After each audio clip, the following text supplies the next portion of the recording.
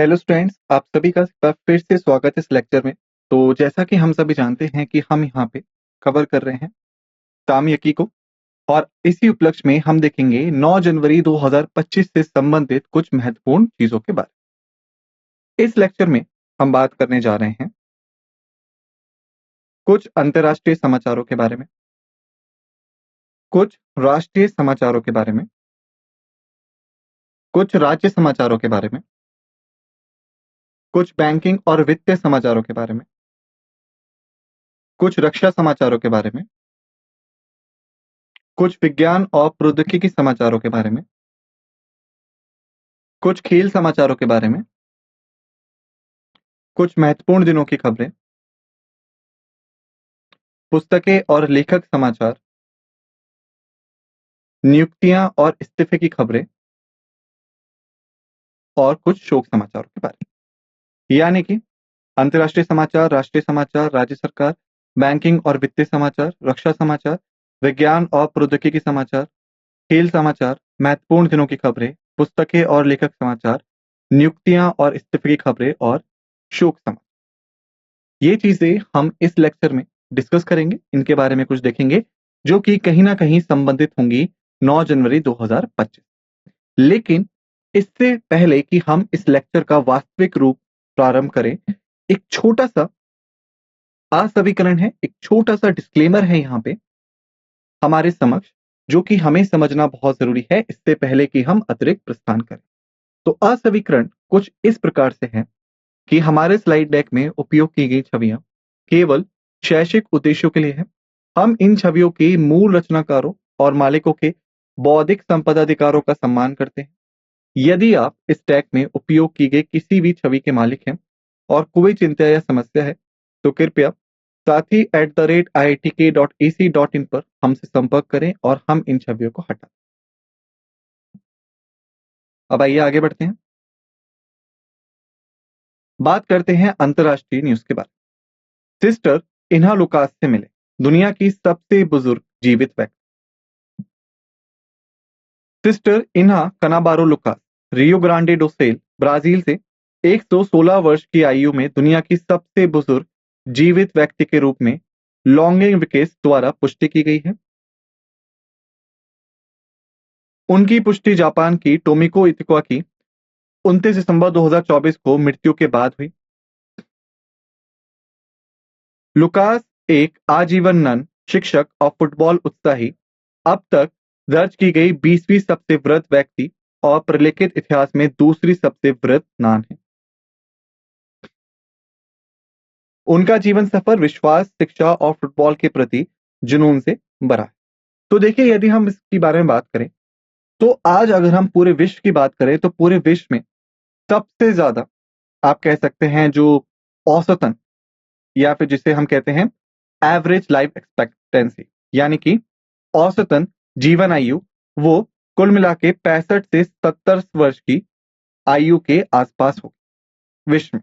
तो ऐसे में यदि आपको कोई ऐसा व्यक्ति मिलता है जो 90 वर्ष के आसपास भी हो या फिर जो कि 100 वर्ष के आसपास भी हो, तो बहुत बड़ी बात मानी जाती है। ऐसे में अभी पूरे विश्व में एक अनाउंसमेंट हुई, एक घोषणा हुई, जिसके बाद इन्हा लुकास का नाम जो है वो दुनिया भर में अचानक से लोगों की जुबान पे। इनका पूरा नाम है सिस्टर इन्हा कानाबारो लुकास। ये जो है रियो ग्रांडे डो सोल से बिलोंग करती है, वहां की रहने वाली हैं, ब्राजील की। इनकी जो आयु है वो अभी 116 वर्ष। हालांकि इस वक्त ये दुनिया की सबसे बुजुर्ग जीवित व्यक्ति के रूप में है। इनसे पहले टोमिको इतिका थी जो कि जापान की थी, लेकिन 29 दिसंबर 2024 को उनकी मृत्यु हो गई और उसके बाद अब सिस्टर इन्हा लुकास जो है वो विश्व की सबसे वृद्ध या सबसे बड़ी उम्र वाली व्यक्ति बन चुके। लुकास एक नन है, शिक्षक हैं और फुटबॉल के प्रति उत्साहित रहने वाले व्यक्तियों में से एक। ये 20वीं सबसे वृद्ध व्यक्तियों की सूची में शामिल है और प्रलेखित इतिहास में दूसरी सबसे वृद्ध नन भी। ठीक है, आइए इनके बारे में जानने के बाद अब थोड़ा सा आगे। नाम याद रखिएगा क्योंकि ये महत्वपूर्ण है। आपसे पूछा जा सकता है परीक्षा में कि इस समय विश्व की सबसे बुजुर्ग व्यक्ति कौन है, तो नाम आपको याद होना चाहिए, सिस्टर इना लुकास।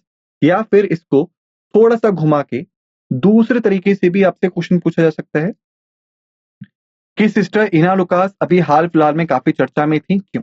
तो याद रखिएगा, विश्व की सबसे वृद्ध व्यक्ति होने की वजह से ये चर्चा में है।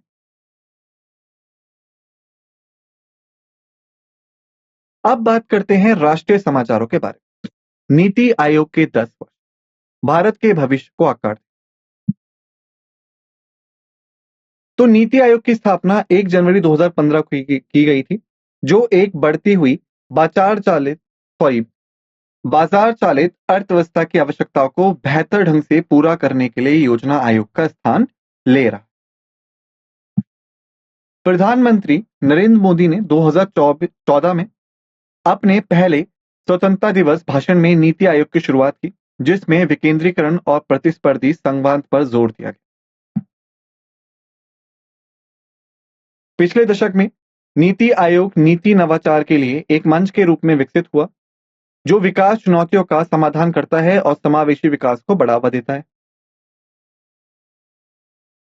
संस्था ने भारत की प्रगति को आगे बढ़ाने के लिए सहयोगात्मक शासन पर ध्यान केंद्रित। यदि हम बात करें इसके बारे में, तो पहले आप ये समझिए कि नीति आयोग क्या है और आपका योजना आयोजन, जिसे हम कई बार प्लानिंग कमीशन के नाम से भी जानते हैं, ये क्या। तो देखिए, 1947 में भारत आजाद हुआ, ठीक। उस वक्त पे भारत की जो वित्तीय स्थिति थी वो इतनी अच्छी नहीं थी, भारत इतना समृद्ध नहीं था, और भारत के पास जो संसाधन थे जो कि अंग्रेजों से हमें मिले थे, वो संसाधन भी विस्तृत थे, एक जगह पे एकीकृत नहीं थे। तो इसी चीज को ध्यान में रखते हुए उन संसाधनों को इस प्रकार से इस्तेमाल किया जाना चाहिए था कि वो भारत को उठा सके वापस से। तो इसीलिए एक प्लानिंग कमीशन नाम से आयोग बनाया गया, जिसको हम योजना आयोग भी जानते। इस योजना आयोग का कार्य क्या था कि आने वाले 5 वर्षों के लिए भारतीय अर्थव्यवस्था के लिए एक परियोजना तैयार कर, ठीक है, जिसे आपने 5 ईयर प्लान्स भी सुने हो। तो ये जो परियोजनाएं थी, ये कौन तैयार करता था? योजना आयोग तैयार करता था। काफी समय तक, 2014 तक जो आपका योजना आयोग था, इसने भारतीय अर्थव्यवस्था में एक महत्वपूर्ण योगदान दिया। लेकिन योजना आयोग क्योंकि 1947 में बनाया गया था, या फिर आप कह सकते हैं उन चीजों को ध्यान में रख के बनाया गया था, तो इसी वजह से 2014 आते आते जो आप कह सकते हैं भारतीय अर्थव्यवस्था की पृष्ठभूमि थी, वैश्विक पृष्ठभूमि थी, वो काफी हद तक बदल चुकी थी। इसीलिए सरकार ने यह फैसला लिया कि अब योजना आयोग को बंद करके नीति आयोग की शुरुआत की जाए। तो नीति आयोग में जो नीति है, इसका मतलब है national institute for transforming India. इसको बनाया गया, इसमें समावेशन को बढ़ावा दिया गया, और इसका जो बुनियादी ढांचा है वो इस प्रकार से बनाया गया है कि जो बाजार चालित अर्थव्यवस्था है, जिसमें कि सरकार की कोई रोकथाम नहीं होती, बल्कि बाजार में मांग और पूर्ति के अनुसार चीजें चलती। तो बाजार चालित अर्थव्यवस्था की आवश्यकताओं को बेहतर ढंग से पूरा करने के लिए इसको बनाया गया। तो अगर हम बात करें अब, तो 1 जनवरी 2015 को इसकी स्थापना हुई थी, और 1 जनवरी 2025 को इसने अपने 10 वर्ष पूर्ण कर ली, ठीक है। तो याद रखिएगा नीति आयोग क्यों बनाया गया था और प्लानिंग कमीशन कैसे कार्य करता था, वो मैंने आपको बता दिया। अब आगे बढ़ते हैं। उजाला, ऊर्जा कुशल प्रकाश व्यवस्था के 10 वर्ष। उजाला, सभी के लिए सस्ती एलईडी द्वारा उन्नत ज्योति योजना, जिसे प्रधानमंत्री नरेंद्र मोदी ने 5 जनवरी 2015 को लॉन्च किया था, प्रभावशाली सेवा के 1 दशक को पूरा कर लिया है। मूल रूप से घरेलू कुशल प्रकाश कार्यक्रम यानी कि डीईएलपी के रूप में लॉन्च किया गया था। इसने भारत के घरेलू प्रकाश क्षेत्र में क्रांति ला दी है। इस पहल ने भारत भर के घरों में सस्ते ऊर्जा कुशल एलईडी बल्ब, ट्यूबलाइट और पंखे उपलब्ध कराए। उजाला ने ऊर्जा खपत को कम करने, कार्बन उत्सर्जन को घटाने और भारत को ऊर्जा कुशल प्रकाश व्यवस्था में वैश्विक नेता बनाने में एक महत्वपूर्ण योगदान दिया है। आगे बढ़ते हैं राज्य समाचारों में। असम ने गुणोत्सव 2025 की शुरुआत की। 14 लाख छात्रों का मूल्यांकन किया जाए। असम सरकार ने 6 जनवरी 2025 को अपनी प्रमुख शिक्षा मूल्यांकन कार्यक्रम गुणोत्सव 2025 के पहले चरण की शुरुआत की। इस पहल का उद्देश्य शिक्षा की गुणवत्ता का आकलन करना और राज्य भर में लगभग 14.11 लाख छात्रों के लिए बेहतर सीखने के परिणाम सुनिश्चित करना है। कार्यक्रम, जिसका विषय गुणवत्तापूर्ण शिक्षा सुनिश्चित करना है, 3 चरणों में आयोजित किया जाएगा, जिसमें स्कूलों और जिलों की एक विस्तृत श्रृंखला शामिल। बाहरी मूल्यांकनकर्ता और विभिन्न हितधारक कार्यक्रम की सफलता सुनिश्चित करने के लिए इसका समर्थन कर। यदि हम बात करें इस खबर के बारे में, तो पहले थोड़ी सी चीजें हम ध्यान लेते हैं असम के बारे में। तो देखिए, यदि हम भारत को देखें,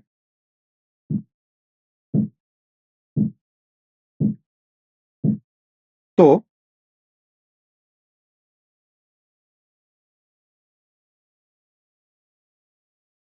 भारतीय मैप कुछ इस प्रकार से दिखता है हमें।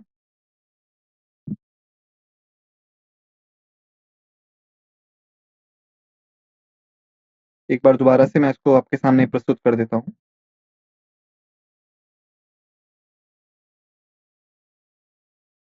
ठीक है, कुछ इस प्रकार से हमें भारत का नक्शा दिखता है। तो जो भारत का ये हिस्सा है, जिसको हम कहते हैं उत्तर पूर्वी क्षेत्र या उत्तर पूर्वी भारत, इसी में भारत का एक बहुत ही महत्वपूर्ण राज्य आता है, जिसको हम कहते हैं आपका असम राज्य। ठीक है, असम राज्य उत्तर पूर्व भारत का राज्य है, जिसमें कि टोटल 7 राज्य आते हैं, जैसे कि आपका मणिपुर, मिजोरम, मेघालय, नागालैंड, अरुणाचल, असम और त्रिपुरा शामिल। ठीक है, तो असम सरकार ने एक गुणोत्सव नाम के कार्यक्रम की शुरुआत की, जिसमें असम सरकार का लक्ष्य यह है कि जो शिक्षा अब तक असम में 14 लाख छात्रों को दी गई है, कुल मिला के 14,11,000 छात्र इसमें भाग ले रहे हैं, तो जो शिक्षा इनको मिली है उस शिक्षा की गुणवत्ता क्या है, यानी बच्चे इस शिक्षा को सीख के जीवन में क्या क्या प्राप्त कर सकते हैं, कैसे इसका उपयोग कर सकते हैं, इस चीज को सुनिश्चित करने के लिए गुणोत्सव की शुरुआत की गई है। इसीलिए इस उत्सव का जो मुख्य विषय है वह भी गुणवत्तापूर्ण शिक्षा सुनिश्चित करना है, यानी जो शिक्षा बच्चों को दी जा रही है उसकी गुणवत्ता कितनी है, उसका भविष्य में उपयोग कितना है, यह सुनिश्चित इस कार्यक्रम के दौरान किया जाए। इसको स्कूलों और जिलों की एक विस्तृत श्रृंखला के तौर पे देखा जाए, यानी कि पहले जिले फिर स्कूल, इस प्रकार से कुछ ना कुछ श्रृंखला बनाई जाएगी और उस श्रृंखला के अनुरूप भी कार्यक्रम किए जाएंगे, जिसमें हम बाहरी मूल्यांकनकर्ता को समायोजित करेंगे। बाहरी क्यों? क्योंकि देखिए, इस तरह के जो कार्यक्रम होते हैं, अगर हम उसमें आंतरिक लोगों को ही शामिल करें, यानी कि आप ये समझिए, जो शिक्षक बच्चों को पढ़ा रहा है, अगर आप उस शिक्षक से पूछेंगे कि वो किस प्रकार से पढ़ा रहा है, तो ये जाहिर है कि वो उतने अच्छे से खुद को माप नहीं पाए। वहीं पे अगर कोई और उस शिक्षक के पढ़ाने के तरीके को देखता है, तो वो ज्यादा बेहतर तरीके से चीजों को समझ सकता। तो इसीलिए बाहरी मूल्यांकनकर्ताओं को बुलाया गया है, ताकि वो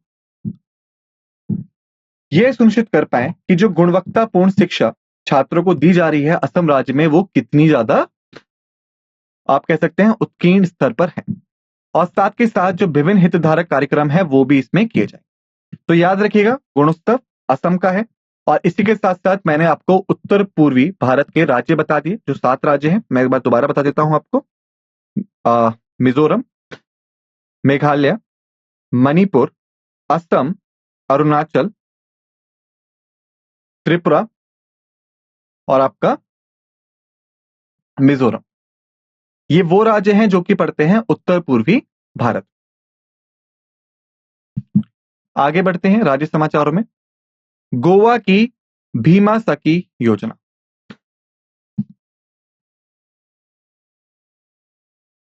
2025 में 7 जनवरी को गोवा के मुख्यमंत्री डॉक्टर प्रमोद सावंत ने राज्य की स्वयं पूर्ण गोवा 2.0 पहल के तहत बीमा सखी योजना का शुभारंभ किया। कार्यक्रम का उद्देश्य महिलाओं को प्रशिक्षण और अवसर प्रदान करके उन्हें जीवन बीमा निगम एजेंट बनाने के लिए सशक्त बनाना है। यह वित्तीय साक्षरता को बढ़ावा देता है और जमीनी स्तर पर जीवन बीमा कवरेज का विस्तार करता है। इस पहल से महिलाओं की वित्तीय स्वतंत्रता और सुरक्षा बढ़ने की उम्मीद। तो देखिए, यदि हम बात करें इसमें, तो पहले आपको कुछ चीजें देखनी है। गोवा, दूसरा जीवन बीमा निगम और तीसरा एजेंट और फिर महिलाएं। अब इसको समझते हैं। जीवन बीमा निगम, जिसे हम लाइफ इंश्योरेंस कॉर्पोरेशन के नाम से भी जानते हैं, जो कि भारतीय सरकार के स्वामित्व में आने वाली एक बीमा कंपनी है। आपने एलआईसी एजेंट्स के बारे में कई बार सुना भी होगा। तो ऐसे में इस योजना के तहत हम महिलाओं को वित्तीय साक्षरता, यानी कि आप कह सकते हैं फाइनेंशियल लिटरेसी, उसमें बढ़ावा देना चाहते हैं ताकि वो जीवन बीमा निगम के साथ जुड़ के एजेंट बन पाए और बीमा करते करते वो जो भी धनराशि कमाएंगी उसको अच्छे तरीके से इस्तेमाल कर पाए, ताकि जो महिलाओं की वित्तीय स्वतंत्रता है और उनकी सुरक्षा जो है उसको सुनिश्चित किया जा सके। इसलिए इस योजना का जो मुख्य नाम है वो है बीमा सखी योजना। लेकिन याद रखिएगा, ये एक अंतर्गत योजना है, यानी जो मुख्य योजना है वो है स्वयं पूर्ण गोवा 2.0। इसी पहल के तहत बीमा सखी योजना का शुभारंभ किया गया है, जो कि एक अंतर्गत योजना है। आगे बढ़ते हुए, झारखंड मुख्यमंत्री मैया सम्मान योजना। झारखंड मुख्यमंत्री मैया सम्मान योजना झारखंड सरकार द्वारा राज्य भर की महिलाओं को सशक्त बनाने के लिए शुरू की गई एक वित्तीय सहायता योजना। अगस्त 2024 में मुख्यमंत्री हेमंत सोरेन द्वारा प्रारंभ की गई इस योजना का उद्देश्य महिलाओं की वित्तीय सुरक्षा को बढ़ाना है, जिसमें सीधे नकद हस्तांतरण प्रदान किया जाए। यह पहल सामाजिक आर्थिक चुनौतियों को संबोधित करती है, विशेष रूप से ग्रामीण क्षेत्रों। यह घरेलू आय में सुधार और वित्तीय समावेशन को बढ़ावा देकर राज्य के विकास में योगदान देता है। तो देखिए, यदि हम बात करें मैया सम्मान योजना के बारे में, तो ये जो योजना है ये भी महिलाओं पे ही केंद्रित है, लेकिन झारखंड की योजना है, यानी दूसरे राज्य की योजना है। जो आपकी बीमा सखी योजना थी वो भी महिलाओं पे केंद्रित थी, वो आपकी गोवा राज्य की थी। मैया सम्मान महिलाओं पे केंद्रित है लेकिन आपकी झारखंड राज्य की है, और दोनों का जो तरीका है महिलाओं को सशक्तिकरण करने का वो भी अलग अलग। यानी कि बीमा सखी योजना में हम उन्हें भारतीय बीमा निगम के साथ जोड़ के आगे बढ़ने का मौका दे रहे थे, वहीं पे जो मैया सम्मान योजना है यहाँ पे थोड़ी सी चीजें जो हैं वो अलग। यानी झारखंड मुख्यमंत्री मैया सम्मान योजना के तहत जो झारखंड सरकार है वो राज्य भर की महिलाओं को सशक्त बनाने के लिए एक प्रकार की वित्तीय सहायता योजना शुरू करने चाहिए। और ये जो योजना थी इसको असल में मुख्यमंत्री हेमंत सोरेन ने अगस्त 2024 में ही प्रारंभ कर दिया था, इस उद्देश्य से कि महिलाओं की जो वित्तीय सुरक्षा है उसको बढ़ाया जाए, जिसमें कि उन्हें सीधे तौर पे कुछ नगद राशि दी जाए और वो भी सीधे हस्तांतरित की जाए। यानी कि ये नहीं कि उनके पति को, उनके पिता को, उनके भाई को, उनके बेटे को, इसके सिवाय सीधा महिलाओं के हाथ में ही वो पैसा दे दिया जाए। ये पहल सामाजिक आर्थिक चुनौतियों से जूझ रही महिलाओं की स्थिति को बेहतर बनाने के लिए थी, मुख्य तौर पे ग्रामीण क्षेत्रों। क्योंकि देखिए जो शहरी क्षेत्र हैं वहां पे तो महिलाएं जो हैं वो तब भी थोड़ी बहुत सामाजिक और आर्थिक मजबूत होती हैं, क्योंकि वो कोई ना कोई कार्य करके अपना जीवन यापन करती हैं। लेकिन ग्रामीण क्षेत्रों में जहां पे महिलाएं जो हैं वो मुख्य तौर पे घरेलू चीजों में ही रहती हैं, वहां पे उनकी वित्तीय सुरक्षा सुनिश्चित करना एक बहुत ही बड़ा कार्य। तो इसीलिए मुख्य तौर पे ग्रामीण क्षेत्रों को ही इसमें लक्षित किया गया है। यह घरेलू आय में सुधार और वित्तीय समावेशन को बढ़ावा देकर राज्य के विकास में योगदान देना इसका मुख्य उद्देश्य है। ठीक है, चलिए आगे बढ़ते हैं।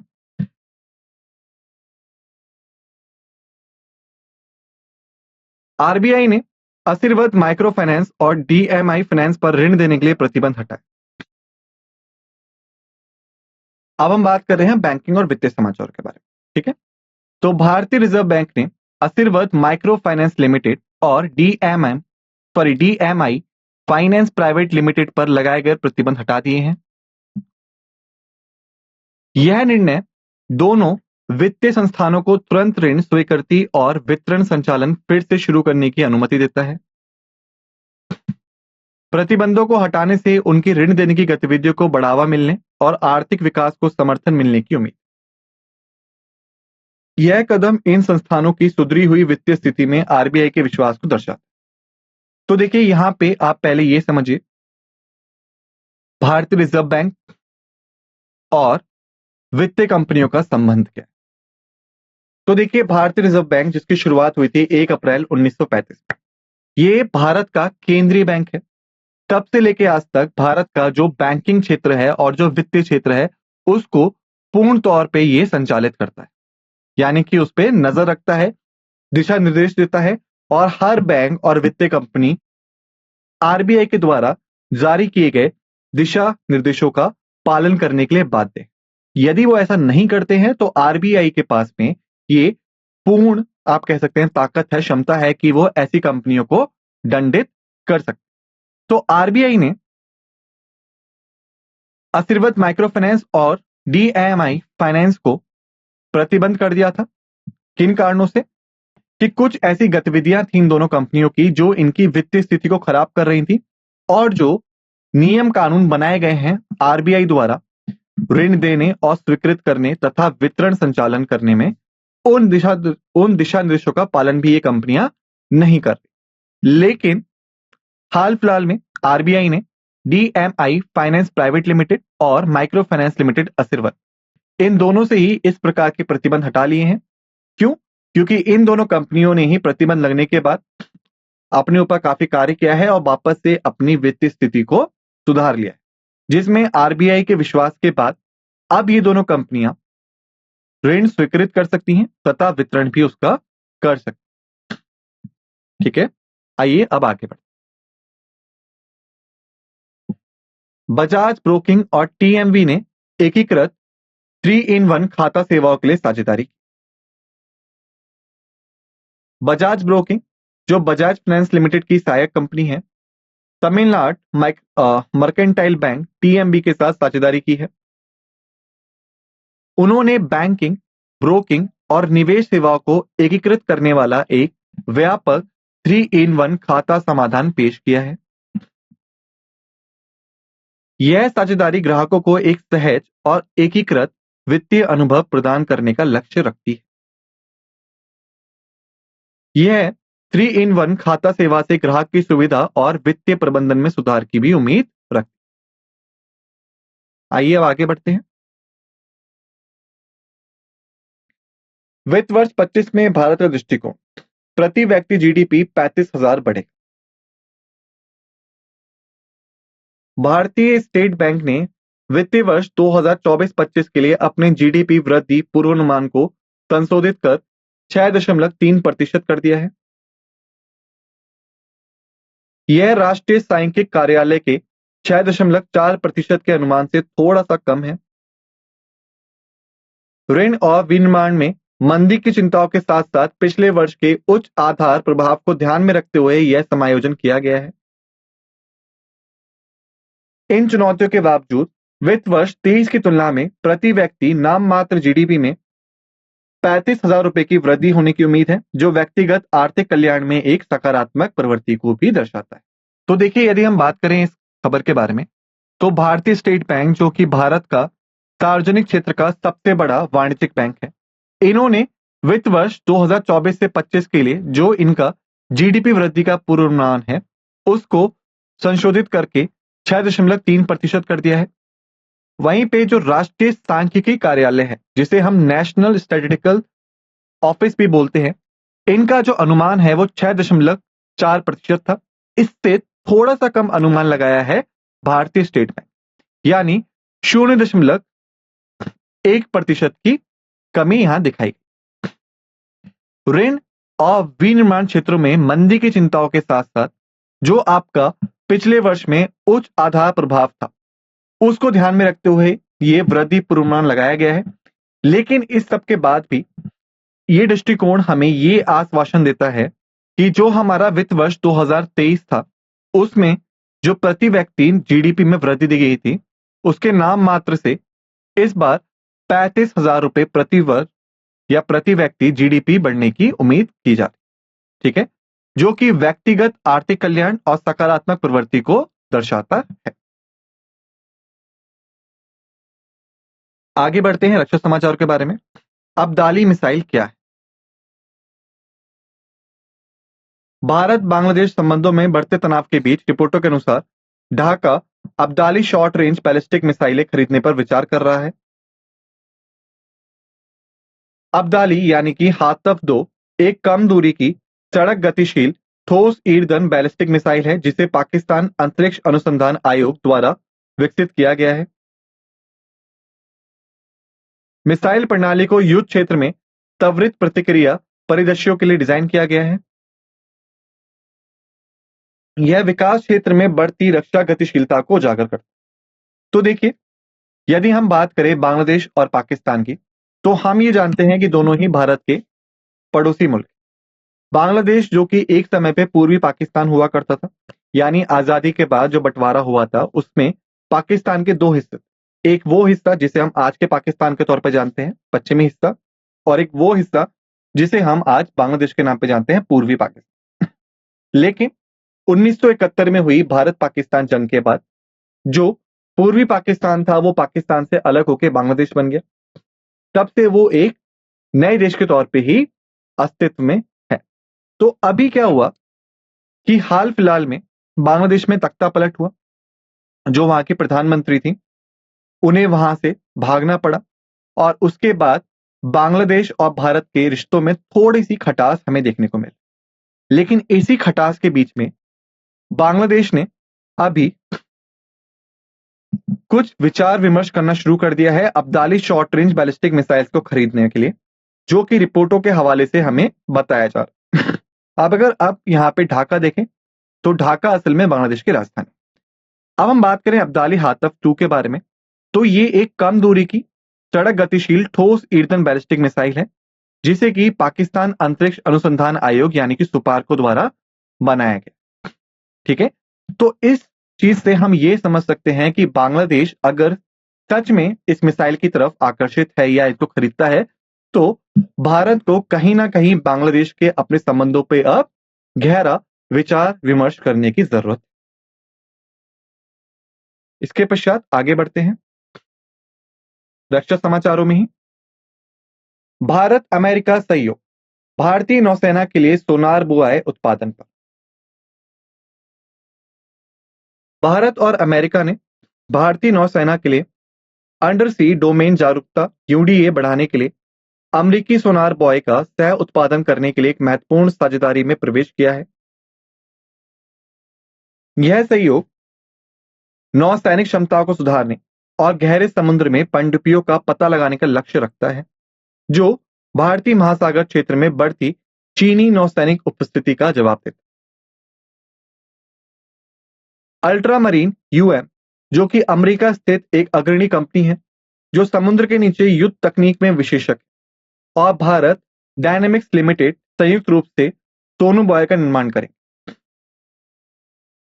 अमेरिकी और भारतीय नौसेनाओं के साथ साथ ऑस्ट्रेलिया और जापान जैसे सहयोगी देशों के बीच अंतर संचालनीयता सुनिश्चित करने के लिए यह साझेदारी की गई है। आगे बढ़ते हैं विज्ञान और प्रौद्योगिकी खबरों के बारे में। मानव मेटान्यू वायरस यानी एचएमपीवी के लिए अलगाव दिशा निर्देशों को समझना, खुद को और दूसरों को सुनिश्चित रखना। मानव मेटाप्यूनोवायरस एक महत्वपूर्ण छुअन वायरस है जो मुख्य रूप से छोटे बच्चों, वृद्ध वयस्कों और प्रतिरक्षात्मक व्यक्तियों को प्रभावित करता है। यह हल्के श्वसन संक्रमणों से लेकर गंभीर स्थितियों जैसे कि ब्रोंकियोलाइटिस और निमोनिया तक की बीमारियों का कारण बनता है। एचएमपीवी को वैश्विक स्तर पर मामलों में वृद्धि के बाद, जिसमें भारत के कर्नाटक में भी मामले पाए गए हैं, के कारण अधिक जांच के तहत रखा गया है। केंद्रीय स्वास्थ्य मंत्रालय ने परीक्षण प्रयासों को मजबूत करने और वायरस के प्रसार को रोकने के लिए विशेष निर्देश जारी किए। तो ये देखिए, यदि हम बात करें मानव मेटाप्यूनोवायरस के बारे में, जिसे हम एचएमपीवी के नाम से भी जानते हैं, तो ये जो वायरस है, हालांकि ये वायरस काफी लंबे समय से अस्तित्व में है, ऐसा नहीं है हाल फिलहाल में आया हो।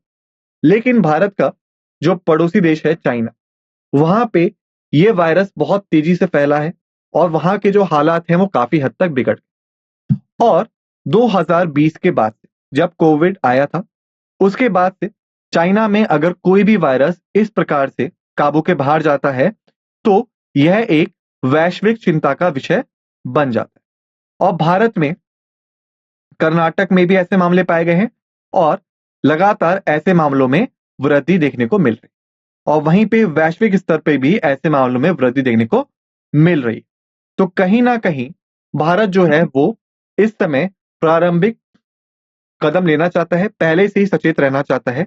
इसीलिए केंद्रीय स्वास्थ्य मंत्रालय ने परीक्षण प्रयासों को मजबूत करने और वायरस के प्रसार को रोकने के लिए विशेष निर्देश अभी से ही जारी कर दिए।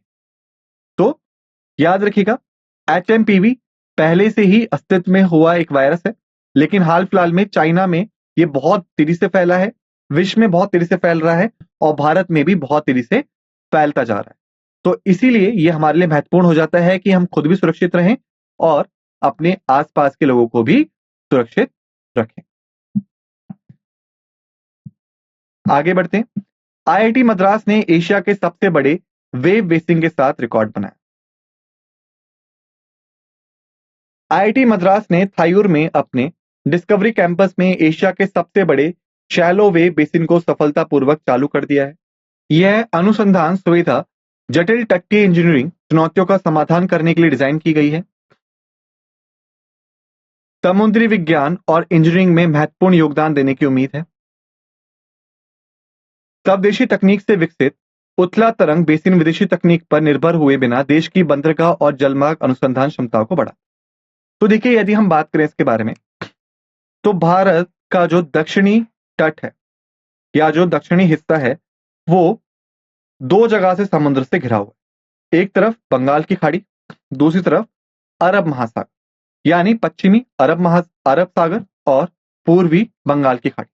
तो ऐसे में जब हमारे पास इतना बड़ा तटीय क्षेत्र है तो भारत विश्व में एक महत्वपूर्ण स्थान रखता है। किस चीज में? समुद्री व्यापार और समुद्री विज्ञान को लेकर।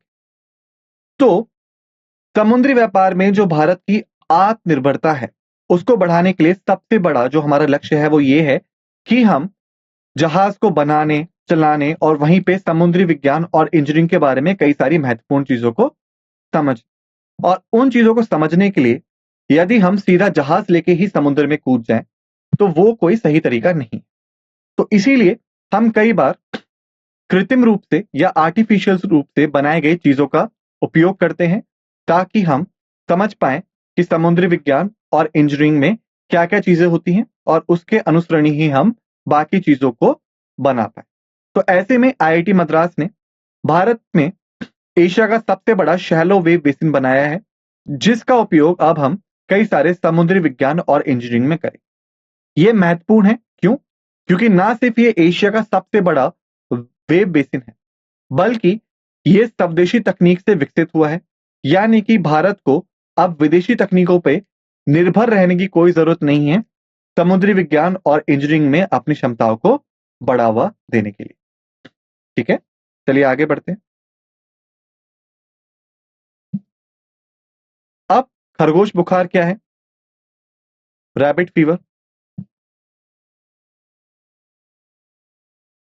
खरगोश बुखार या टुलारेमिया एक दुर्लभ और संभावित घातक बीमारी है जो कि फ्रांसिसिला टुलारेसिंस के कारण होती है। यह संक्रमित जानवरों के संपर्क, काटने या दूषित पानी के माध्यम से मनुष्यों को प्रभावित करता है। लक्षणों में बुखार, अल्सर और श्वसन समस्याएं शामिल। टुलरेमिया का इलाज एंटीबायोटिक से किया जा सकता है, लेकिन अमेरिका में इसका टीका नहीं। 2011 और 2022 के बीच 2001 से 2010 के पिछले वर्षों की तुलना में टुलरीमिया संक्रमण की वार्षिक औसत घटना में 56% की वृद्धि हुई। तो ये भी एक विशेष प्रकार का बुखार है जो कि अभी लगातार बढ़ता जा रहा है।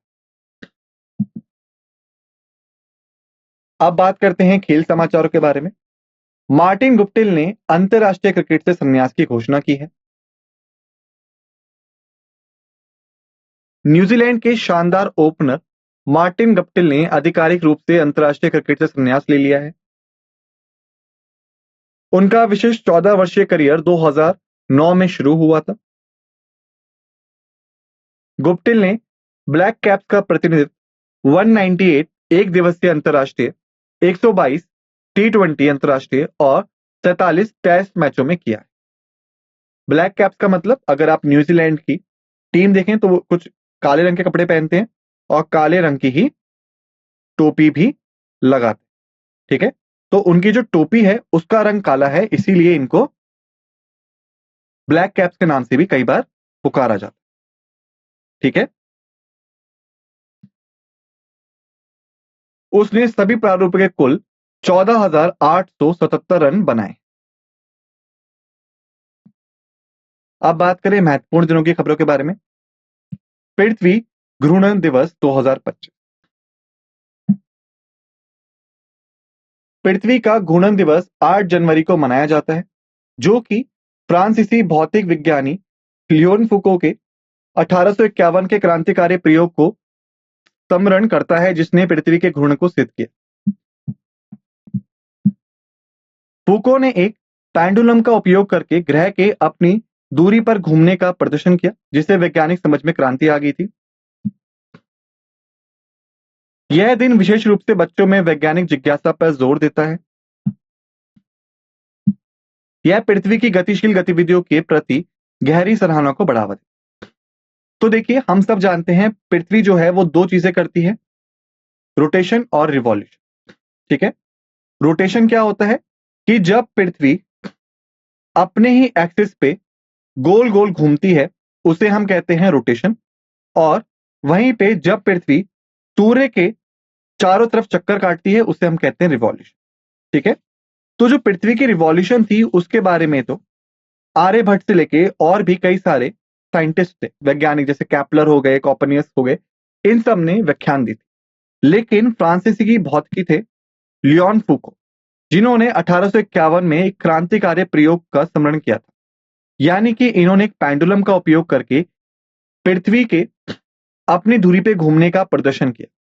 और जब वैज्ञानिकों को यह समझ में आया कि पृथ्वी किस प्रकार से अपने ही धुरी या एक्सिस पे घूमती है, तो इससे पृथ्वी विज्ञान और कई चीजों में एक क्रांति सी ही आ गई। और जो बच्चे हैं जो कि आने वाले भविष्य हैं, तो उनको विशेष तौर पे विज्ञान की तरफ जिज्ञासित करने के लिए इस दिन को हम मनाते हैं, ठीक है। चलिए आगे बढ़ते हैं। अब बात करें नियुक्ति और इस्तीफे खबरों के बारे में। टी पांडे रास्तर सचिव और ए चावला सचिव DIPS नियुक्त।